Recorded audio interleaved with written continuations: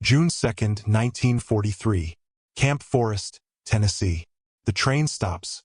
Behind the windows are 1,495 German soldiers, prisoners captured after the fighting in North Africa. They have crossed the Atlantic expecting the enemy they were warned about.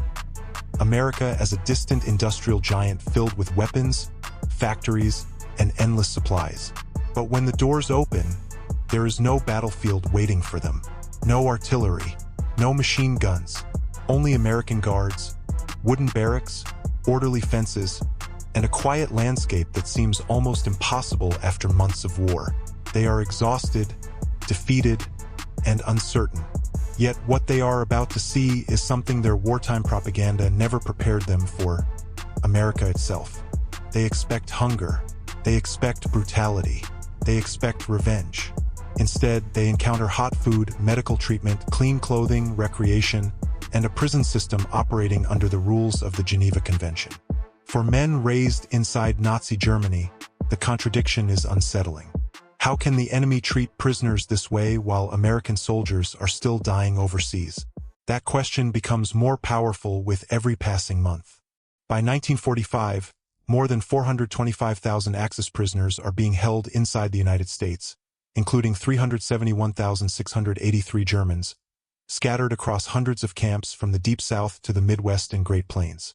Some prisoners will work on farms. Some will learn English.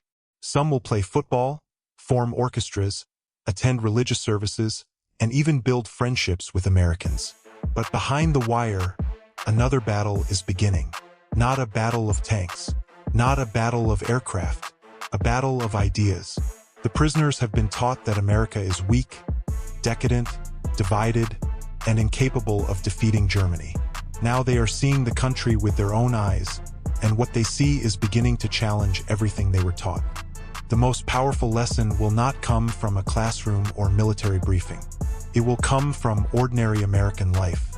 These German soldiers will see enormous farms, busy railroads, factories operating day and night, roads filled with trucks and cars, and stores containing goods that are becoming increasingly scarce in wartime Europe.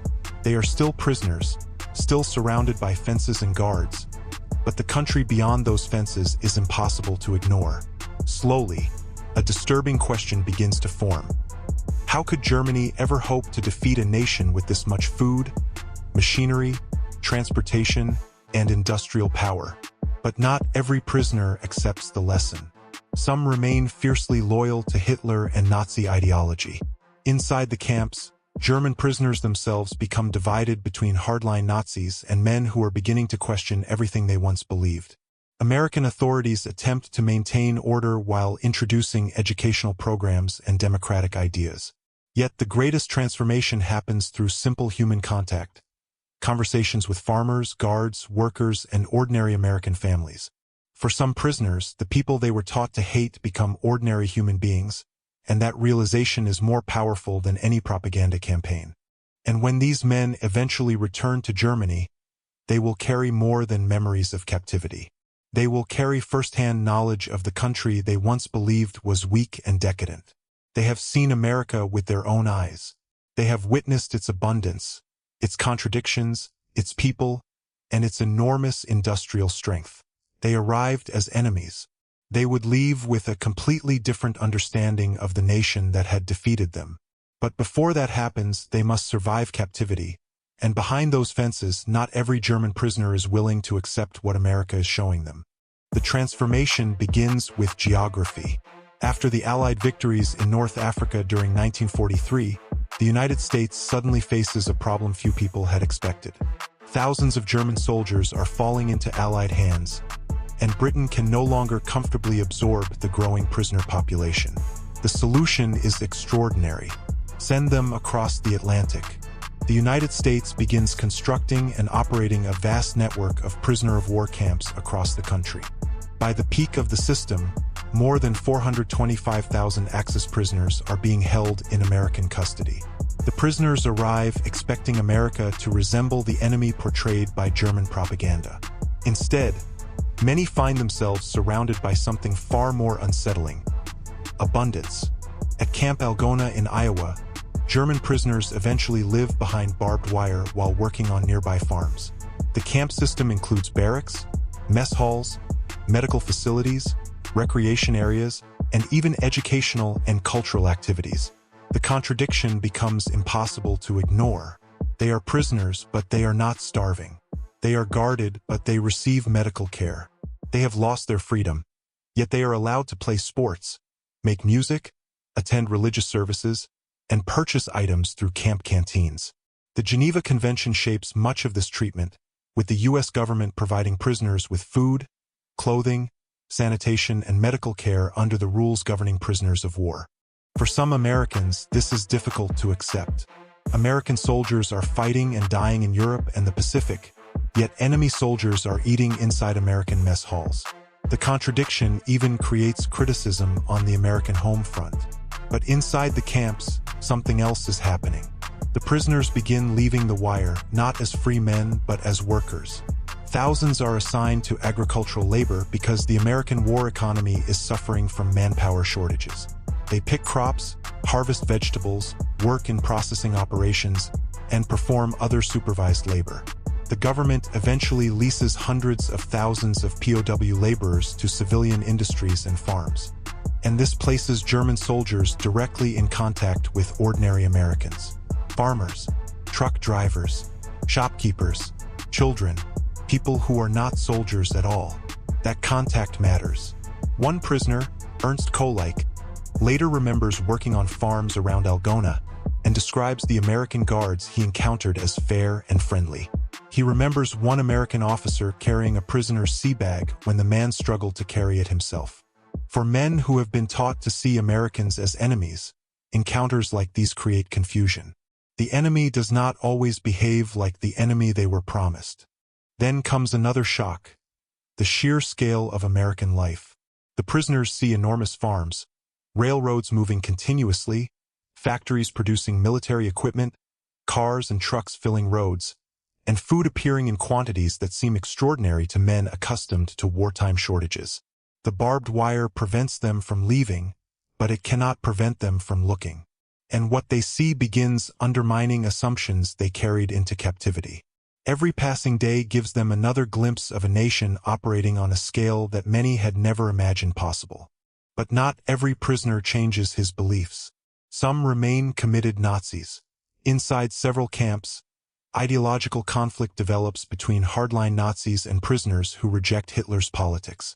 American authorities also experiment with educational and democratic programs aimed at influencing German prisoners, particularly as the war turns decisively against Germany. At Fort Eustis, for example, thousands of German prisoners eventually participate in courses designed to introduce democratic ideas. But the greatest lesson is not delivered in a classroom. It is delivered by ordinary life. A German soldier watches an American farmer feed his family. He watches workers leave factories. He sees stores filled with goods. And slowly the question changes. It is no longer, how can America defeat Germany? It becomes, how could Germany ever hope to defeat a country like this? The answer is becoming impossible to ignore. American industry continues producing.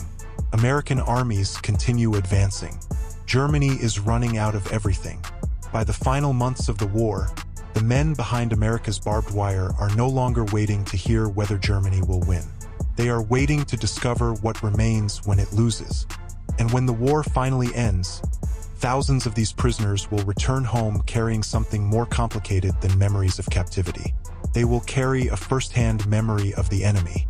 They have seen America's farms, factories, roads, workers, families, and enormous industrial strength with their own eyes. America was not the country they had imagined. The fences will eventually disappear, the camps will close, and the prisoners will return across the Atlantic. But for some of them, what they witnessed behind those fences will remain impossible to forget, and that realization will follow them long after captivity ends. When the Second World War ends in Europe, the American POW camps do not disappear overnight. Thousands of German prisoners remain in American custody while repatriation is organized, and camps continue operating into 1946. Men who once arrived as soldiers of the Wehrmacht are gradually sent back across the Atlantic. Camp Algona, for example, remains part of the American POW system until February 1946.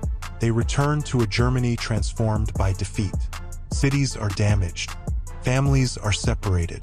The Nazi regime is gone. And many prisoners now possess a strange personal reference point. They have seen America, not through newspapers, propaganda, or speeches, but with their own eyes. They have seen its farms, factories, roads, towns, hospitals, schools, and ordinary families. Some return determined to rebuild their lives. Ernst Kolik eventually returns to Germany and discovers that his family home has been destroyed by Allied bombing. Although his family survives, he resumes his studies. Alex Funk, who served as a German chaplain at Camp Algona, later returns to Germany and becomes a Lutheran minister. He even maintains correspondence with the former American camp commander, Lieutenant Colonel Lobdell. For men like these, captivity has become more than an interruption to the war. It has become an experience they will carry into the peace. For others, the experience contributes to a much larger transformation. They have spent years inside a dictatorship, where propaganda has shaped their understanding of the outside world. Then they encounter a society where ordinary people can disagree openly. Prisoners can practice religion, organize activities, learn, work, and eventually return home. But the experience does not transform every prisoner. It would be wrong to portray captivity as uniformly pleasant. POWs remain imprisoned behind fences, separated from their families, and subject to military discipline. Nazi loyalists sometimes intimidate or attack fellow prisoners considered disloyal. The camps are still places of confinement, even when conditions are far better than many prisoners expected. But the central contradiction remains. America has captured them, yet America has also shown them a society they were told could not exist. The country they were taught to fear is no longer an abstract enemy on a map. It is the farmer they worked beside, the guard who treated them fairly, the factory they watched from behind a fence, and the ordinary families they encountered during captivity. Slowly, the image created by wartime propaganda begins to collide with reality. And for some former prisoners, that collision changes the way they understand both America and the Germany they are returning to. Today, museums such as the Camp Algona POW Museum preserve photographs, letters, diaries, records, and personal memories from prisoners and the Americans who encountered them. These artifacts preserve a story that could easily disappear beneath the larger battles of the Second World War. There were no tanks crossing Europe in these camps, no aircraft filling the sky. Yet behind the barbed wire, a quieter historical transformation was taking place. German soldiers were seeing the enemy up close and discovering that the reality was far more complicated than propaganda had promised. The most powerful weapon these German prisoners encountered was not a tank, a bomber, or a machine gun. It was exposure. They were brought to America as enemies, but they left knowing that the country they had been taught to fear was far more complicated and far more powerful than they had imagined. If you enjoy deeply researched World War II stories like this, subscribe to WW2 Secrets, leave your thoughts in the comments, and join us for the next chapter of history. Because sometimes the most unexpected battlefield is not where soldiers fight. It is where their understanding of the world begins to change.